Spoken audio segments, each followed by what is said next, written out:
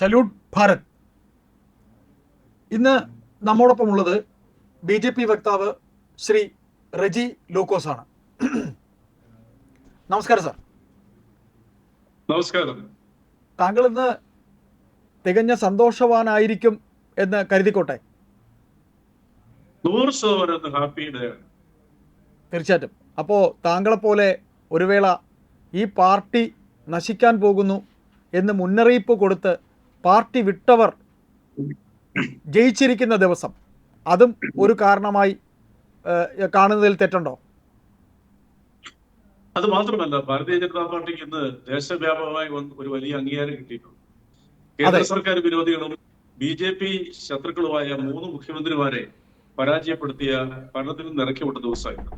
1 മമതാ ബാനർജി, 2 കേരള മുഖ്യമന്ത്രി പിണറായി വിജയൻ, തമിഴ്നാട് മുഖ്യമന്ത്രി സ്റ്റാലിൻ. ഇവര് 3 പേരും കേന്ദ്ര സർക്കാർ വിരോധികളും BJP വിരോധികളുമാണ്. ഇവരെ 3 പേരെയും ഒരുപക്ഷെ ഇനി തിരിച്ചു വരാൻ പറ്റാത്ത സാഹചര്യത്തിൽ ജനം പരാജയപ്പെടുത്തിയ ദിവസമാണെന്നുള്ള സന്തോഷം കൂടി ഈ ഹാപ്പി മൂഡിലുണ്ട്. തീർച്ചയായിട്ടും സാർ, ഞാൻ എൻ്റെ ചോദ്യത്തിലേക്ക് കടക്കുകയാണ്. അതായത് ഈ തിരുവനന്തപുരം കോർപ്പറേഷൻ BJP നേടി. എന്തുകൊണ്ട് എന്ന് താങ്കൾക്ക് കൃത്യമായി അറിയാം. ആരുടെ പോരായ്മ കൊണ്ട്, ആരുടെ കഴിവുകേട് കൊണ്ടാണ് തിരുവനന്തപുരം കോർപ്പറേഷൻ BJP നേടിയതെന്ന് വ്യക്തമായി അറിയുന്ന ഒരു വ്യക്തിയാണ് താങ്കൾ. ശേഷം ഇപ്പോൾ ഇന്ന് നമ്മൾ അറിയുന്ന അതായത് നിയമം പോലൊരു മണ്ഡലത്തിൽ അവരുടെ ഒരു കഴിഞ്ഞ മന്ത്രിസഭയിലെ ഏറ്റവും പ്രഗത്ഭനായ മന്ത്രി, അല്ലെങ്കിൽ വിദ്യാഭ്യാസ മന്ത്രി, ഏറ്റവും പേരെടുത്ത മന്ത്രി എന്ന് അവർ പറയുന്ന വി ശിവൻകുട്ടി എന്ന തലപ്പൊക്കമുള്ള തലസ്ഥാനത്തെ വലിയ നേതാവ്, 2 കടകംപള്ളി സുരേന്ദ്രൻ എന്ന 50 വർഷത്തിലധികം പാർട്ടിയിൽ പ്രവർത്തന പാരമ്പര്യമുള്ള തലസ്ഥാനത്തെ മറ്റൊരു നേതാവ്, പിന്നെ മൂന്നാമത് പറയാനായിട്ടാണെങ്കിൽ ഈ പറയുന്ന കൊല്ലത്ത് ഒരു പഴയ കോൺഗ്രസ് നേതാവാണ്, ഇപ്പോൾ MLA ആയിരിക്കുന്ന ഗോപകുമാർ. സാർ, ഞാൻ തലസ്ഥാനത്തേക്ക് തന്നെ പോകുന്നു. സാർ, ഇത്തരത്തിൽ കോർപ്പറേഷൻ പിടിച്ച BJP തലസ്ഥാനത്ത്, നഗരത്തിൽ, കഴക്കൂട്ടത്തും അതുപോലെ നേമത്തും ഇങ്ങനെ 2 MLA നേടുമ്പോൾ ഇതിൽ എന്ത് ചുരുക്കെഴുത്താണ് താങ്കൾക്ക് പറയാനുള്ളത്? കോർപ്പറേഷൻ പിടിച്ചു, 2 സീറ്റ് MLA. ഇനി അങ്ങോട്ടുള്ള ഒരു വലിയൊരു ഓട്ടത്തിൻ്റെ തുടക്കമാകുമോ? എവിടെ നിന്നാണ് ഈ വോട്ട് അവർക്ക് ലഭിച്ചു എന്ന് കൂടെ ഒന്ന് പറയണം. എവിടുത്തെ വോട്ട് ചോർച്ചയാണ് അവർക്ക് വിജയമായി മാറിയത്? തീർച്ചയായിട്ടും തിരുവനന്തപുരം നഗരം BJP പിടിച്ചപ്പോൾ, PV രാജേഷ് മേയറായപ്പോൾ, അന്ന് CPM-ഉം കോൺഗ്രസും പറഞ്ഞ ഒരു വാദഗതി യാദൃശ്ചികമായിട്ട് സംഭവിച്ചതാണ്. മറ്റു ചില പ്രശ്നങ്ങൾ കൊണ്ട് ഞങ്ങൾക്ക് വോട്ട് കൂടിയെങ്കിലും കൗൺസിലർമാരെ സൃഷ്ടിക്കാൻ പറ്റില്ല എന്നുള്ള രീതിയിലുള്ള ഉട്ടോപ്യൻ ന്യായീകരണമായിട്ട് അവരിറങ്ങി വന്നു. എന്നാൽ അതല്ല, ജനങ്ങൾ ഇവരെ തോൽപ്പിച്ചതാണ് എന്ന് വളരെ വ്യക്തമാക്കുന്ന 2ാമത്തെ തെളിവാണ് ഇന്ന് ബഹുമാനപ്പെട്ട രാജീവ് ചന്ദ്രശേഖറും അതുപോലെ തന്നെ V മുരളീധരനും അതോടൊപ്പം ചാത്തന്നൂരിലെ ഗോപകുമാർ സാറും ഇന്ന് വിജയിക്കാനുണ്ടായ കാരണം. അതിന് കാരണം ഇത്രയേ ഉള്ളൂ. ഞാനതൊരു പക്ഷെ നിങ്ങളോടാണോ എന്നറിയത്തില്ല, പല ചാനൽ ചർച്ചകളിലും പറഞ്ഞിട്ടുള്ളത്. കേരളം ആധികാരികമായ രീതിയിൽ കേരളത്തിലെ ജനങ്ങളുടെ മനസ്സ് മാറിക്കൊണ്ടിരിക്കുകയാണ്. ആ മനസ്സ് മാറ്റം എന്ന് പറയുന്നത് നമ്മളെ ഏതാണ്ട് 7 പതിറ്റാണ്ടായി കേരളത്തിലെ കബളിപ്പിച്ചുകൊണ്ട് കാപട്യങ്ങളും നുണകളും മാത്രം പറഞ്ഞു കേരളത്തിലെ 2 മുന്നണികൾ കേരളത്തിലെ പിന്നോട്ടടിക്കുകയായിരുന്നുള്ളവരും അത്യാവശ്യം വിശകലന ബുദ്ധിയുള്ള രാജ്യാന്തര തലങ്ങളിലും ഇപ്പൊ അങ്ങോട്ടൊന്നും പോകേണ്ട കാര്യമില്ല, വീക്ഷണങ്ങളും ദേശീയ തലത്തിൽ തന്നെ നമ്മൾ വീക്ഷിച്ചാൽ ഇത് ഒരു വസ്തുതയാണെന്ന് മനസ്സിലാവും. പ്രത്യേകിച്ച് ഈ സോഷ്യൽ മീഡിയ യുഗത്തിൽ അത് തെളിവോടുകൂടി നമ്മുടെ മുന്നിൽ വരുന്നുണ്ട്. ആ ഒരു മാനസികാവസ്ഥയിലേക്കും ജനം വന്നു. ഇനിയും ഇവരോടൊപ്പം സഞ്ചരിച്ചാൽ കേരളം നശിക്കും. ഇപ്പൊ തന്നെ ഓൾറെഡി നശിച്ചിരിക്കുക. ഭാവി തലമുറയ്ക്കുള്ള ഒരു ഇൻഫ്രാസ്ട്രക്ചർ നമ്മൾ ഒരുക്കിയിട്ടില്ല. കുറെ വീണ്ടും BJP വിരുദ്ധതയും ദേശ സർക്കാരിനെ വഴി പറഞ്ഞ് ഇനി മുന്നോട്ട് പോയാൽ നമ്മളുടെ ഭാവി, നമ്മുടെ വരും തലമുറ തകർന്നു പോകും എന്ന യാഥാർത്ഥ്യം കേരളത്തിലെ വലിയൊരു വിഭാഗം ജനങ്ങൾക്ക്, പ്രത്യേകിച്ച് യുവാക്കൾക്ക് തോന്നി തുടങ്ങിയിട്ടുണ്ട്.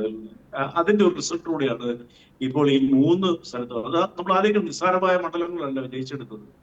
ഇപ്പൊ V ശിവൻകുട്ടിയെ പോലെ ഒരു പ്രഗത്ഭനായ മുൻ മേയറും ഒരു മന്ത്രിയുമായിരിക്കുന്ന ഒരാളെ തോൽപ്പിക്കുക എന്ന് പറയുന്നത് അത്ര എളുപ്പമുള്ള കാര്യമൊന്നുമില്ല. 2ാമത് കഴക്കൂട്ടത്ത് തന്നെ ഈ പറയുന്ന നമ്മുടെ മുൻ മന്ത്രി കടകംപള്ളി സുരേന്ദ്രനെ പരാജയപ്പെടുത്താൻ അസാധ്യമാണെന്നാണ് ഇവിടുത്തെ പല മാധ്യമങ്ങളും പറഞ്ഞത്. അദ്ദേഹം ഏതാണ്ട് 1/2 നൂറ്റാണ്ടായിട്ട് ജനങ്ങളോടൊപ്പം സഞ്ചരിക്കുന്നയാള്. മൂന്നാമത്തെ സീറ്റ് എന്ന് പറയുന്നത് ചാത്തന്നൂർ അവിടെ ഒരു പുസ്തക സ്ഥലമാണ്. അവിടെ കഴിഞ്ഞ 1-2 തവണയായിട്ട് മത്സരിച്ച് വോട്ടുകൾ ഉയർത്തി കഠിനമായിട്ട് പ്രയത്നിച്ചതിന് പരമായിട്ട് അവിടെ പിടിച്ചെടുത്തെന്ന് പറഞ്ഞാൽ BJP എന്ന് പറഞ്ഞ രാഷ്ട്രീയ പ്രസ്ഥാനത്തിലുള്ള ജനങ്ങൾക്കുള്ള കൂറും ആ രാഷ്ട്രീയ പ്രസ്ഥാനം കേരളത്തിൽ അധികാരത്തിലെത്തുന്നുള്ള താല്പര്യം കൊണ്ട് മാത്രമാണ് അതുപോലെ ഒരു ജയം അവിടെ നേടാൻ സാധിച്ചത്. ആരുടെ വോട്ടാ ചോർന്നുള്ളത് വളരെ വ്യക്തമാണ്. കാരണം ഇടതുപക്ഷത്തെ കൈയൊഴിഞ്ഞ ജനങ്ങളുടെ അല്ലെങ്കിൽ ഇടതുപക്ഷം കേരളത്തിൽ നടത്തിക്കൊണ്ടിരിക്കുന്ന ദുർഭരണങ്ങളും പിണറായി വിജയന്റെ കഴിഞ്ഞ കാലത്തെ ഒരു രാജകീയ വാഴ്ചയും ഒരു ജനാധിപത്യത്തിൽ ഒരിക്കലും ഒരു മുഖ്യമന്ത്രിക്കോ തെരഞ്ഞെടുപ്പ് ജനപ്രതിനിധിക്കോ അധികാരത്തിലിരിക്കുന്ന ഒരാൾക്കും കാണിക്കാൻ പറ്റാത്ത രീതിയിലുള്ള ധാർഷ്ട്യവും അഹന്തയും ഞാനല്ലാതെ മറ്റാരുമില്ല കേരളത്തിൽ നിന്നുള്ള രീതിയിലുള്ള പ്രചരണങ്ങളും ഇതെല്ലാം അടുത്ത ജനം വാസ്തവത്തിൽ പറയുകയാണെന്നുണ്ടെങ്കിൽ ഇപ്പൊ നമുക്ക് ആന്ധ്രയിൽ നിന്ന് തമിഴ്നാട്ടിൽ നിന്ന് കർണാടകയിൽ നിന്ന് കൊണ്ടുവന്ന് വോട്ട് ചെയ്യാൻ പറ്റിയത് കേരളത്തിൽ നിന്നുള്ളവരെ വോട്ടേ BJP കിട്ടും. അങ്ങനെയുള്ള ഒരു സാഹചര്യത്തിൽ കേരളത്തിലെ ജനങ്ങൾ തീരുമാനമെടുത്തതിനനുസരിച്ചാണ് ഇവരിൽ നിന്നൊക്കെ പിന്മാറി ഇപ്പൊ എന്നെ പോലെ ഈ പ്രസ്ഥാനങ്ങളിൽ നിന്നൊക്കെ ഗുഡ് ബൈ ശരിയുടെ പാത സ്വീകരിച്ചവരുടെ വോട്ടാണ് ഈ 3 സീറ്റിൽ വിജയിക്കാനുണ്ടായ കാരണം. അതാണ് അതിന്റെ ഉത്തരം എന്ന് പറയുന്നത്. മറ്റൊരു കാര്യം പറഞ്ഞിട്ടുണ്ടെങ്കിൽ എന്ന് അങ്ങനെ ആകുമ്പോൾ വേറെ ചില ചോദ്യങ്ങൾ ചോദിക്കാനാണ് നിങ്ങൾ കേരളം മുഴുവൻ കൊണ്ട് ജയിച്ചില്ലത്. ഒരു കേരളം മുഴുവൻ ജയിക്കുന്നതിലേക്കും കേരളത്തിലെ ഭരണത്തിലേക്ക് എത്തുന്നതിനുള്ള ഒരു വഴിയാണ് ഇപ്പോൾ കേരളത്തിൽ BJP തുറന്നു വിട്ടിരിക്കുന്നത്. അതായത് ഇപ്പം തിരുവല്ല ഉദാഹരണം എടുക്കും. അനൂപ് ആന്റണി ഒരു ഘട്ടത്തിൽ ഭൂരിപക്ഷം വർദ്ധിപ്പിക്കുമെന്നും അല്ലെ ജയിക്കുമെന്നൊരു ഘട്ടം വരെ എത്തിയതാണ്. പക്ഷെ അദ്ദേഹം 2ാം സ്ഥാനത്തെത്തി. മാത്യു ദിവസം 3ാം സ്ഥാനത്ത് പോയി. പാലക്കാട് മഞ്ചേശ്വരം പോലുള്ള സ്ഥലങ്ങൾ, തൃശ്ശൂർ ജില്ലയിലെ 4 സീറ്റുകൾ, ഇവിടെയെല്ലാം വലിയ രീതിയിലുള്ള വോട്ട് ഷെയർ വർദ്ധിപ്പിച്ചിരിക്കുകയാണ്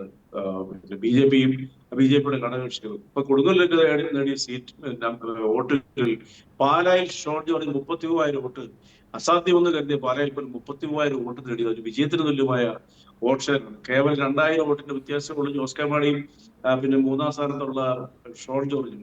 അതുപോലെ V ഗോപാലകൃഷ്ണൻ ഗുരുവായൂർ നേടിയ വോട്ടുകൾ അത്ഭുതപ്പെടുത്തുമല്ലേ ആ കൊടുങ്ങല്ലൂര്.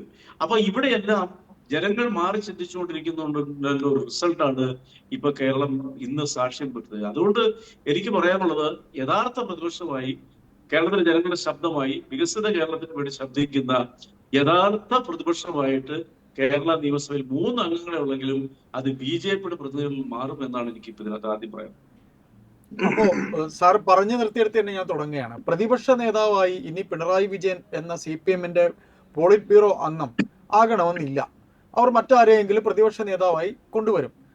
സാർ, സഭയിൽ ഇനി ഒരു തീരുമാനം പ്രതിപക്ഷത്തിന്റെ ഭാഗത്ത് നിന്ന് എടുക്കണമെന്നുണ്ടെങ്കിൽ പിണറായിയെ പോലെ ഒരു വലിയ നേതാവ്, ജയിച്ചു വന്ന CPMകാര് നമുക്ക് ആരൊക്കെയാണെന്ന് വ്യക്തമായിട്ട് അറിയാം. ബാലഗോപാല്, അങ്ങനെ ഹരീന്ദ്രൻ നായർ തിരുവനന്തപുരത്ത് നിന്ന്, അങ്ങനെ വളരെ ചുരുക്കം പേരേ ഉള്ളൂ. അപ്പോൾ പ്രതിപക്ഷത്തു നിന്നൊരു തീരുമാനം ഒറ്റയ്ക്ക് CPMന് എടുക്കാൻ കഴിയില്ല എന്ന് തന്നെയല്ലേ? അതായത് കേന്ദ്രമന്ത്രിമാരായിരുന്ന 2 വ്യക്തിത്വങ്ങൾ BJPക്ക് ഒപ്പമുണ്ട്. അപ്പോൾ അതുകൂടെ കൂട്ടി വായിക്കുമ്പോൾ സഭയിൽ പ്രതിപക്ഷം, CPM അല്ലെങ്കിൽ ഇടതുപക്ഷ പാർട്ടികൾ എന്ന് പറയുന്നവർ ശരിക്കും ചൂടുകയല്ലേ?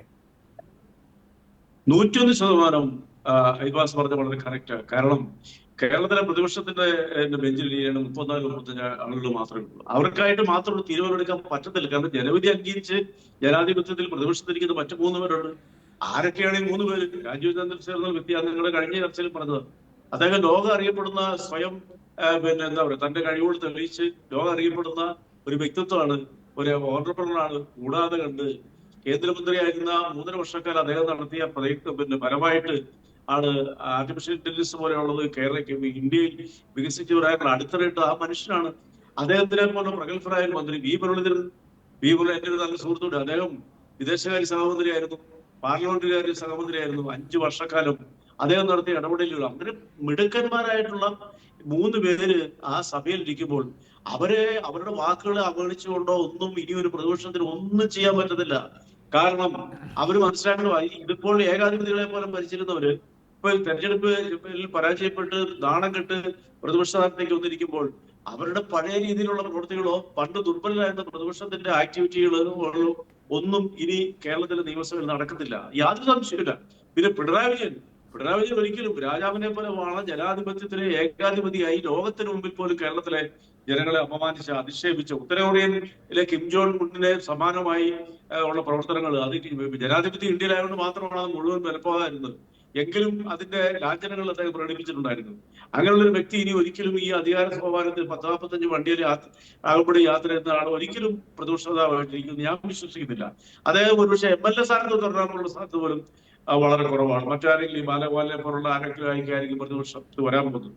ഒരു കാര്യം ഞാൻ ഉറപ്പായി പറയുന്നു, രാജീവ് ചന്ദ്രശേഖരനെ പോലെ വി മുരളീധരനെ പോലുള്ളവർ ഇരിക്കുന്ന കേരള നിയമസഭ വളരെ പ്രോജ്വലമായിട്ടുള്ള ശബ്ദങ്ങൾ, ആ ഇടപെടലുകൾ കേരളത്തിന് വേണ്ടി കേന്ദ്ര സർക്കാരിന്റെ പഴി പറയുന്ന വാക്കുകളെ ഓവർകം ചെയ്തുകൊണ്ട് യഥാർത്ഥ വസ്തുതകൾ കേരളത്തിലെ നിയമസഭ നിർമ്മാണ സഭയിൽ മുഴങ്ങുന്ന ശബ്ദങ്ങളെ അവർ മാറുന്നുള്ള കാര്യത്തിൽ ഒരു സംശയവും പ്രതിപക്ഷത്തിന് പിന്നെ യഥാർത്ഥത്തിൽ ഈ 35 അംഗങ്ങളടക്കം പ്രതിപക്ഷത്തിന് പോലും ഉണ്ടാവുമെന്ന് ഞാൻ പ്രതീക്ഷിക്കുന്നില്ല.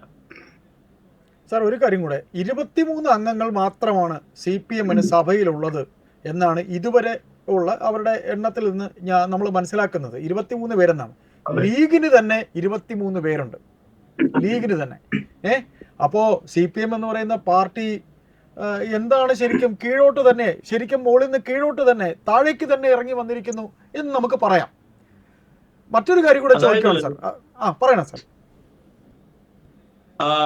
ഒരു CPM മുക്ത കേരളത്തിലേക്ക് ഈ രാഷ്ട്രീയ പ്രസ്ഥാനം അടുത്തുകൊണ്ടിരിക്കുക. ഇപ്പൊ താങ്കൾ നേരത്തെ പറഞ്ഞുകൊണ്ട് തന്നെ മുസ്ലിം ലീഗിന്റെ എണ്ണം പോലും യഥാർത്ഥത്തിൽ ഇപ്പൊ ഇല്ല, ഒരു എണ്ണത്തിന്റെ കുറവുണ്ടെന്നാണ് ഞാൻ മനസ്സിലാക്കുന്നത്. CPM മുസ്ലിം ലീഗ് എന്ന് പറയുന്നത് ശരിക്കും പറയുന്നത് മലപ്പുറത്ത് മാത്രം ഉള്ള രാഷ്ട്രീയ കക്ഷിയാണ്. പുറത്തുനിന്ന് അവർക്ക് 3-4 സീറ്റോളത്തെ ഇതിൽ കിട്ടിയെന്ന് മാത്രമേ ഉള്ളൂ. എന്നാൽ CPM എന്ന് പറയുന്നത് അഖിലേന്ത്യാ പാർട്ടിയാണ്. അതിലുപരിയായി കേരളത്തിൽ കഴിഞ്ഞ 10 വർഷം തുടർച്ചയായിട്ടിരുന്ന ഒരു രാഷ്ട്രീയ കക്ഷിയാണ്. അപ്പൊ ഒരു CPM മുക്ത കേരളം ബംഗാളിനെ പോലെ തന്നെ ഇവിടെയും തുടക്കം കുറിച്ചിരിക്കുന്നു. അതായിരിക്കുന്നു ആ പാർട്ടിയുടെ അവസ്ഥ എന്നുള്ള കാര്യത്തിൽ അതിശയോക്തിയൊന്നുമില്ല. അത് സത്യസന്ധമായ കാര്യങ്ങളാണ്. കേരളത്തിൽ ഇനി CPM വിദൂര ഭാവിയിൽ പോലും അത് ഒരിക്കലും കേരളത്തിൽ അധികാരത്തിൽ നിന്നില്ല. അണികളില്ലാതെ, പ്രവർത്തിക്കാൻ ആളില്ലാതെ ഈ പാർട്ടി ഇനി എങ്ങനെയാണ് കേരളത്തിൽ രാഷ്ട്രീയ പ്രവർത്തനം നടത്തുന്നത്? ആരുമില്ല. ഈ വളരെ കൃത്യമായിട്ട് ഞാൻ പറഞ്ഞത്, എനിക്കതിന് വളരെ വ്യക്തമായിട്ട് അറിയാം. 10-35 വർഷക്കാലം ഈ പാർട്ടിയുടെ യാത്ര ചെയ്തവരാണെന്നുള്ള നിലയ്ക്ക് എനിക്ക് വളരെ വ്യക്തമായിട്ട് അറിയാം, ഈ പാർട്ടിയിൽ ഇനി പ്രവർത്തിക്കാൻ അണികളില്ല. കുറെ നേതാക്കന്മാർ മാത്രമേ ഉള്ളൂ. അവരെയും ഈ അണികൾ തന്നെ ചോദ്യം ചെയ്തുകൊണ്ടിരിക്കുന്ന കാലത്തിലേക്ക് ഇത് അടുത്തിരിക്കുന്നു. ഇത് ഏതാണ്ട് കേരളത്തിൽ രാഷ്ട്രീയ പ്രവർത്തനത്തിൽ അസ്തമിച്ചിരിക്കുന്നു. അതിന് പകരം അതിന്റെ വിടവിലൂടെ കേരളത്തിൽ രാഷ്ട്രീയ പ്രവർത്തനത്തിന് മുന്നേറ്റങ്ങൾ കാഴ്ചവെക്കുന്ന രാഷ്ട്രീയ പ്രസ്ഥാനമാണ് ജനം തെരഞ്ഞെടുക്കാൻ പോകുന്നതും ഭാരതീയ ജനതാ പാർട്ടി ആയിരിക്കും. ഇത് 100% സത്യസന്ധമായ ഒരു വിലയിരുത്തലാണ്. സാർ, അദ്ദേഹം നിലത്തേക്ക് ഇറങ്ങി വന്ന് കാണുമോ? ബഹുമാനപ്പെട്ട മുഖ്യമന്ത്രി, ഈ കഴിഞ്ഞ ഭരണകാലത്തെ മുഖ്യമന്ത്രി, അങ്ങനെ പറയാൻ പറ്റും, മുൻ മുഖ്യമന്ത്രി, അദ്ദേഹം നിലത്തേക്ക് ഇറങ്ങി വന്ന് കാണുമോ? അദ്ദേഹം ഇതുവരെ എവിടെയായിരുന്നെന്ന് ആർക്കും അറിയില്ല. സാറ് തന്നെ പറഞ്ഞു, അല്ലെങ്കിൽ നമ്മളെ കൺമുമ്പിൽ കണ്ടിട്ടുണ്ട്, മ്യൂസിയം ഭാഗത്തൂടെ 45 വണ്ടികളുടെ അകമ്പടിയോടെ പോകുന്ന ഏകാധിപതി നിലത്തിറങ്ങി വരും എന്ന് നമുക്ക് ധരിക്കാമോ എന്നുകൂടെ ചോദിച്ചുകൊണ്ട് തൽക്കാലം നമ്മുടെ സംസാരം ഞാനിവിടെ അവസാനിപ്പിക്കാം. ഒന്ന് പറയാമോ സാർ? എന്റെ നാട്ടിൽ കോട്ടയത്ത് ഒരു പഴഞ്ചൊല്ലുണ്ട്, ഞെട്ടറ്റാൽ തറയിൽ, ഞെട്ടറ്റ് കഴിഞ്ഞാൽ അത് താഴെ വീഴുന്നു. ആ അവസ്ഥയിലാണ് ഇപ്പൊ അദ്ദേഹം താഴോട്ടിറങ്ങാണ്ട് ഇനി എവിടെ പോകാൻ? ഇത് ജനാധിപത്യ കേരളമല്ലേ, ഇത് കമ്മ്യൂണിസ്റ്റ് ഏകാധിപത്യ രാജ്യമല്ലല്ലോ. ഇപ്പൊ സ്റ്റാലിനെ പോലെയോ അല്ലെങ്കിൽ ലോകങ്ങളുടെ ഏറ്റവും വലിയ ക്രൂരനായ മാവോ സേസിംഗിനെ പോലെയോ. മാവോ സേസിംഗിന്റെ കാലത്ത് സാംസ്കാരിക വിപ്ലവം എന്നും പറഞ്ഞു ചൈനയിൽ കൊന്നൊടുക്കിയത് 1,25,00,000 വരെയാണ്. അതുപോലെയാണ് പോൾ വോൾട്ട്, അയാൾ കമ്മ്യൂണിസ്റ്റുകാരനെന്നാ പറഞ്ഞത്. അയാൾ കൊന്നൊടുക്കിയത് 35 ലക്ഷം. ആ ഭരണകൂടം കൊന്നൊടുക്കിയത് കംബോഡിയയിൽ 35 ലക്ഷം വരെയാണ്. ഇപ്പോൾ ഉത്തരകൊറിയയിൽ നടന്നുകൊണ്ടിരിക്കുന്നത് എന്താ? ജീവശവം പോലെ ജീവിക്കുന്ന, കോൺസെൻട്രേഷൻ ക്യാമ്പിനെ പോലെ ജീവിക്കുന്ന ഒരു തടവറയിലെ ജീവിതമാണ് ആ നാട്ടിലെ ജനങ്ങള്. അതുപോലെ ഉള്ള ഒരൊറ്റ മാനസികാവസ്ഥയുള്ള ഏകാധിപതികൾക്കും, ജനാധിപത്യത്തിലാണെങ്കിൽ പോലും അവർക്ക് താഴെ വീണാൽ പിന്നെ എങ്ങോട്ട് പോകാൻ പറ്റും? അവരെക്കാളും ഗതികേടിലല്ലേ ഈ പറയുന്ന ബഹുമാനപ്പെട്ട കേരളത്തിലെ മുഖ്യമന്ത്രി പിണറായി വിജയന്റെ അവസ്ഥ? അദ്ദേഹം ജയിച്ചത് എങ്ങനെയാണ്? ഇതിപ്പാസ് കേട്ടായിരുന്നോ? ആദ്യത്തെ 7 ലാപ്പിൽ പുറയിലായിരുന്നു. 7 പുറകിലായിരുന്നു. പിന്നീട് അദ്ദേഹം ഇപ്പൊ കക്ഷി ജയിച്ചിരിക്കുക. അദ്ദേഹത്തിന്റെ വിജയം എന്ന് പറയുന്നത് ശരിക്കും ഒരു തോൽവി തന്നെയാണ്. 52,000 വോട്ടിനാണ് അദ്ദേഹം കഴിഞ്ഞ പ്രാവശ്യം അവിടെ ജയിച്ചു വന്നത്.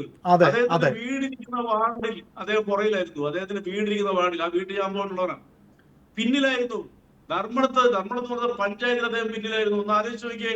കേരളത്തിലെ പ്രതിപക്ഷ ഇടതുപക്ഷ പ്രസ്ഥാനങ്ങൾക്കോ CPM-നോ ചിന്തിക്കാൻ കഴിയുമായിരുന്നു മുൻപ്.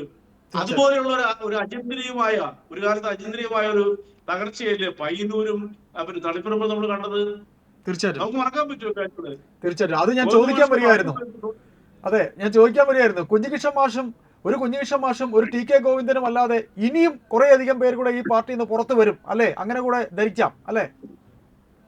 ഒരു സംശയമില്ല. ജി സുധാകരനെ പോലെ, ഗോവിന്ദ മാഷിനെ പോലെ, അതെ ബി അതെ പിന്നെ കുഞ്ഞികൃഷ്ണനെ പോലെ അനേകർ ഈ പാർട്ടിയിൽ നിന്നും ഈ അടുത്ത ദിവസങ്ങളിൽ തന്നെ പൊഴിഞ്ഞു പോരുന്നുള്ള കാര്യത്തിൽ യാതൊരു തർക്കമില്ല. കാരണം തളിപ്പറമ്പിലെയും പയ്യന്നൂരിലെയും ഈ രണ്ടുപേരുടെയും വിജയം CPM എന്ന് പറഞ്ഞ രാഷ്ട്രീയ കക്ഷികളുടെ അണികൾ തന്നെ വോട്ട് ചെയ്തതാ.